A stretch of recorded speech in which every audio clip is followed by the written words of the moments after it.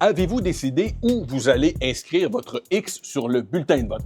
En passant, vous pouvez le faire avec un stylo ou un crayon de plomb. Élections Canada recommande le crayon de plomb, qui d'ailleurs est fourni dans l'isoloir, parce qu'un stylo peut sécher ou couler, ça risque de gâcher votre bulletin de vote. Et c'est faux de dire qu'un bulletin de vote peut être trafiqué s'il est marqué au crayon à mine. Une fois que votre bulletin de vote est dans la boîte, il demeure scellé jusqu'au moment du dépouillement. Tout est compté à la main et devant des témoins. Au-delà de votre crayon, 3 choses que je vous conseille de surveiller lors de la soirée électorale.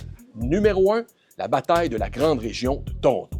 C'est là que va se décider la couleur du prochain gouvernement. Moi, je vais guetter les 32 circonscriptions de la couronne de Toronto, les Brampton, Mississauga, Oakville. C'est là que vont avoir lieu les duels entre les conservateurs et les libéraux. Numéro 2, le Québec, qui pourrait, je dis bien, pourrait faire la différence entre un gouvernement minoritaire ou majoritaire.